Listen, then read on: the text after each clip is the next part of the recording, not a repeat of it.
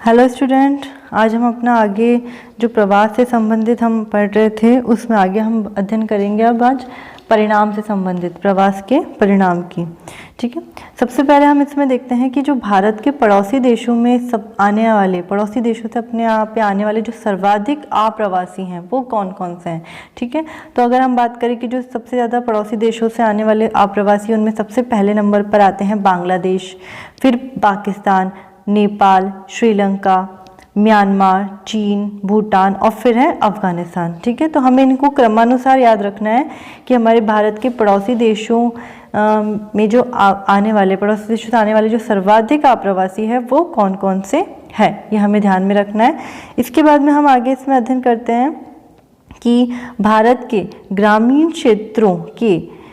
क्षेत्रों में जो सर्वाधिक महत्वपूर्ण कारण है स्त्रियों का सर्वाधिक संख्या में प्रवास होना, ठीक है। मतलब जो अप्रवास, इसका जो प्रवास का जो सबसे अधिक महत्वपूर्ण कारण है ग्रामीण क्षेत्रों के अंदर, वो सबसे महत्वपूर्ण कारण क्या है? स्त्रियों का सर्वाधिक संख्या में प्रवास होना है। लेकिन अगर हम इसके अपवाद की बात करें तो उसमें हम देख सकते हैं कि मेघालय ऐसा एकमात्र राज्य है जहाँ पर कि स्त्री विवाह प्रवास कानून भिन्न है। क्यों भिन्न है? क्योंकि भारत के अधिकांश राज्यों में स्त्रियों को विवाहोपरांत अपने पति के घर जाना पड़ता है। मतलब विवाह के पश्चात सभी स्त्रियों को क्या करना पड़ता है? अपने पति के घर जाना पड़ता है। लेकिन मेघालय जो राज्य है, यहाँ पर भारत का एकमात्र ऐसा राज्य है जहाँ विवाहोपरांत पति को अपनी पत्नी के घर आकर रहना होता है। मतलब विवाह पश्चात जो पत्नी है उसको अपने पति के घर आकर रहना होता है। इस राज्य में निवास जो खासी, गारो और जैंतिया जनजातियां हैं, इन जनजातियों की सामाजिक परंपराओं में अपने स्वयं के नियम चलते हैं। इन जनजातियों में महिला प्रधान परिवार होता है और पारिवारिक संपत्ति का उत्तराधिकारी माँ के बाद पुत्री को प्राप्त होता है। ये हमें ध्यान में रखना है कि जो अपने भारत में एकमात्र ऐसा राज्य कौन सा है जहाँ पर पति को अपने पत्नी के घर आके रहना होता है, तो वो राज्य है मेघालय, ठीक है। मोस्टली तो क्या होता है कि जो स्त्रियों की सर्वाधिक संख्या में जो प्रवास होता है ये इसका मुख्य कारण है ग्रामीण क्षेत्रों के अंदर, ठीक है। लेकिन मेघालय जस्ट इसका क्या हो जाता है? अपवाद है। तो आपसे प्रश्न पूछा जा सकता है ऐसा कौन सा राज्य है जो इसका अपवाद है, तो उसमें आपका आंसर होना चाहिए मेघालय। आगे हम बात करते हैं प्रवास के परिणाम पर। प्रवास के परिणाम की बात करें तो सबसे पहले हम लेते हैं आर्थिक परिणाम। आर्थिक परिणामों में हम देख सकते हैं कि अंतर्राष्ट्रीय प्रवासियों के द्वारा हुंडियों के रूप में खरबों रुपए भारत के विभिन्न राज्यों में निवासित अपने संबंधियों को भेजे जाते हैं। जिन क्षेत्रों में यह भारी धनराशि प्राप्त होती है उन क्षेत्रों के आर्थिक विकास में वृद्धि होने लगती है। जैसे कि हम बात करें पंजाब, केरल और तमिलनाडु अपने अंतर्राष्ट्रीय प्रवासियों से महत्वपूर्ण राशि प्राप्त करते हैं। मतलब कि हम हुंडियों से, हुंडी एक शब्द आया आपका इसमें, हुंडी से क्या तात्पर्य? हुंडी से तात्पर्य ये है कि जैसे कई घर परिवार के पिताजी ले लीजिए या भाई ले लीजिए जो कि अपने देश से बाहर दूसरे देश में जाकर क्या करते हैं? काम का धंधा करते हैं, और वो उस दूसरे देश में जाकर काम धंधा जो करते हैं वहाँ से जो भी उनको संपत्ति या अर्जित जो पैसा प्राप्त होता है उसको वो क्या भेजते हैं? अपने परिवार को भेजते हैं। तो ये क्या कहलाती है? हुंडी कहलाती है, ठीक है।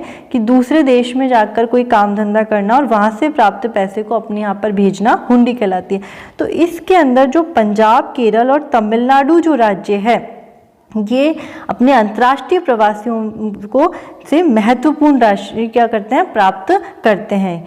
उसके बाद में जो आगे जो राज्य हैं जिनमें बिहार, उत्तर प्रदेश, उड़ीसा, आंध्र प्रदेश, हिमाचल प्रदेश इत्यादि से हजारों निर्धन गांवों की अर्थव्यवस्था इन हुंडियां जीवनदायक रक्त का काम करती है। मतलब जो ये हुंडियां हैं ये इन सभी राज्यों के लिए किसका कार्य करती है? एक जीवनदायक रक्त का काम करती है। मतलब कि अगर अपने यहाँ पर किसी व्यक्ति विशेष को अगर रोजगार नहीं मिल पा रहा है और वो रोजगार की तलाश में किसी दूसरे देश चला जाता है, तो वहाँ से जो उसको मनी या पैसा प्राप्त हो रहा है, तो ये जो राज्य है ये सभी एक तरह से देखे जाए तो निर्धन राज्य हैं, और निर्धन राज्य यहाँ के जो गांव है वो भी निर्धन है। तो यहाँ पर इन राज्यों को अगर हुंडियों के रूप में जो पैसा प्राप्त होता है वो इन राज्यों के व्यक्ति विशेष के लिए किसका कार्य करता है? जीवनदायक रक्त का काम करता है।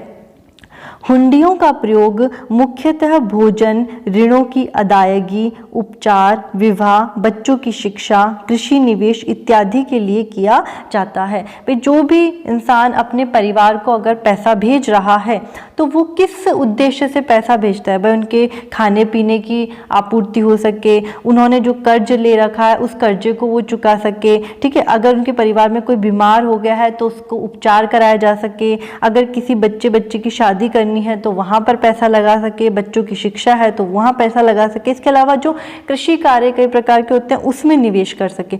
तो वो जो पैसा जो भेजा जाता है वो किस उद्देश्य से भेजा जाता है, किस पर्पस से भेजा जाता है, उसका उपयोग क्या किया जाता है? तो ये इसका उत्तर है कि हुंडियों का प्रयोग किस कार्यों में किया जाता है, तो आपको ये उत्तर देना है।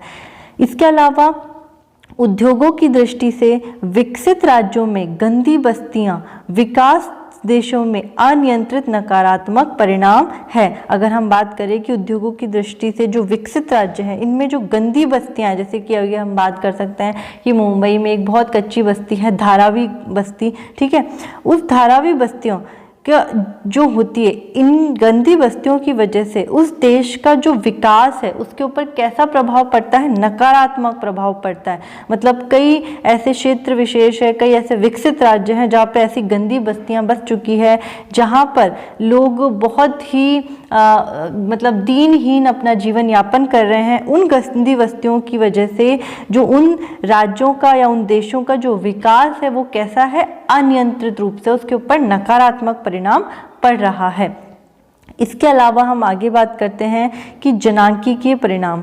जनांकीय परिणाम में हम देखें तो ग्रामीण क्षेत्रों से युवा वर्ग कुशल एवं दक्ष लोगों का बाह्य प्रवास ग्रामीण जनांकीय संगठन पर प्रतिकूल प्रभाव डालता है। यद्यपि उत्तराखंड, राजस्थान, मध्य प्रदेश और पूर्वी महाराष्ट्र से होने वाले बाह्य प्रवास में इन राज्यों की आयु व लिंग संरचना में गंभीर असंतुलन पैदा कर दिया है। अगर हम जनांकीय परिणाम की बात करें तो प्रवास में अगर ग्रामीण क्षेत्रों से कोई ऐसे युवा वर्ग, मतलब कहाँ से? ग्रामीण क्षेत्रों से कोई जो युवा वर्ग है वो अगर अच्छा है, कुशल है, किसी कार्य करने के अंदर माहिर है, ठीक है, और अगर वही युवा अपने क्षेत्र या अपने गांव से किसी दूसरी जगह पे चला जाएगा तो उस ग्रामीण क्षेत्र पे कैसा इफेक्ट पड़ेगा? नकारात्मक प्रभाव पड़ेगा, ठीक है।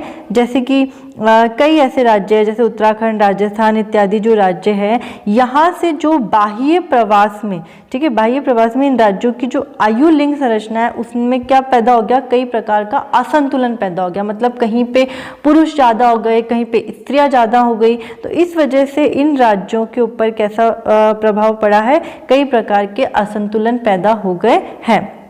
इसके बाद में हम आगे बात करते हैं सामाजिक परिणाम की। तो प्रवास से होने वाले सामाजिक परिणाम कैसे हैं, किस प्रकार से हैं कि नवीन प्रौद्योगिकियों, परिवार नियोजन, बालिका शिक्षा इत्यादि से संबंधित नए विचारों का नगरीय क्षेत्रों से ग्रामीण क्षेत्रों की ओर विस्तरण इन्हीं के माध्यम से होता है। किस माध्यम से होता है भाई? प्रवास के माध्यम से होता है। जैसे कि मान लीजिए कोई व्यक्ति विशेष है, वो अपनी जगह से कोई दूसरी जगह पे जाकर रह रहा है, ठीक है, तो वो अपने साथ में जितनी भी अपनी विद्या है, जितनी भी अपने उसके द्वारा सीखी गई कई प्रकार की शिक्षा है, ठीक है, उसने कई प्रकार की अगर टेक्नोलॉजी सीखी है, जैसे उसने कई प्रकार का जैसे बिजली का काम करना सीखा है, या उसने कई प्रकार से उसने कुछ और गाड़ी चलाना सीखा है, ठीक है, कोई भी या कुछ आविष्कार करना, किसी ना किसी चीज़ को क्रिएटिव बनाने का कार्य सीखा है, ठीक है, तो वो अपने साथ में उन सारी चीज़ों को भी वो अपने साथ ही लेके जा रहा है। तो वो जो चीज़ें अपने साथ लेके जाता है, या उसको जो कि जिस प्रकार की कई प्रकार की जो उसको भाषा आती है, या जैसे मान लीजिए कोई है उसको अंग्रेजी अच्छा बोलना आता है, किसी को मारवाड़ी अच्छा बोलना आता है, तो वो व्यक्ति राजस्थानी अच्छा बोल सकता है। तो वो व्यक्ति किसी दूसरे क्षेत्र विशेष में जाता है तो उससे संबंधित कई चीज़ें वो अपने दूसरे क्षेत्र विशेष को, अपने आसपास के लोगों को क्या करता है, उससे प्रभावित करता है। तो ग्रामीण क्षेत्रों की ओर जो इनका विस्तरण हुआ है वो किस माध्यम से हुआ, इसी प्रवास के माध्यम से हुआ है। मतलब नए विचारों का नगरीय क्षेत्रों से ग्रामीण क्षेत्रों की ओर जो विस्तरण है वो इसी प्रवास के माध्यम से हुआ है, जो कि इसका क्या एक प्रकार का सामाजिक परिणाम है। इसके बाद में हम बात करें पर्यावरणीय परिणाम की, तो पर्यावरणीय परिणाम में हम देख सकते हैं कि प्रवास से नगरीय बस्तियों की अनियोजित वृद्धि होती है और गंदी बस्तियों का निर्माण होता है, जिससे कई गंभीर समस्या उत्पन्न होती है। मतलब कि इससे क्या होता है कि कई प्रकार के जो अगर कहीं पे जनसंख्या की वृद्धि दिन प्रतिदिन बढ़ती जाएगी, ठीक है, मतलब नगरीय बस्तियों में अगर अनियोजित वृद्धि होती जाएगी, मतलब कि हम बात करें कि जितना वहाँ पर संसाधन है या जितना वहाँ पर रहने लायक जगह है उससे कई गुना ज़्यादा अगर वहाँ पे वृद्धि होती जाएगी नगरीय क्षेत्र के अंदर, तो धीरे धीरे वहाँ पे गंदी बस्तियाँ पनपती जाएगी। वहाँ पर लोगों की संख्या बढ़ेगी तो लोगों को रहने के लिए जगह नहीं मिलेगी, उनको खाने के संसाधन उपलब्ध नहीं हो पाएंगे, तो वहाँ पर कैसी बस्तियाँ पनपती जाएगी, गंदी बस्तियाँ पनपेगी। गंदी बस्तियाँ पनपेगी तो वहाँ पर कई प्रकार के पर्यावरणीय समस्याएं भी उत्पन्न होगी, ठीक है, जैसे जल प्रदूषण हो सकता है, वायु प्रदूषण हो सकता है, ध्वनि प्रदूषण हो सकता है।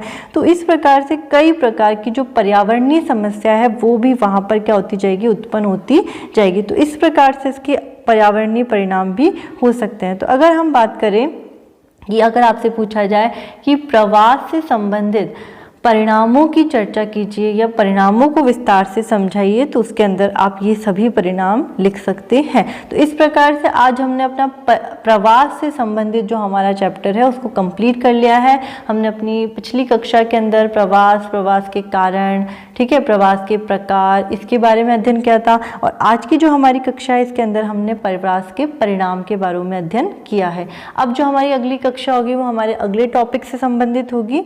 तो आज आप इसको अच्छे से ध्यान से देखें, समझें और याद करने का प्रयास करें। आगे हम जल्दी मिलते हैं अपनी अगली कक्षा के लिए।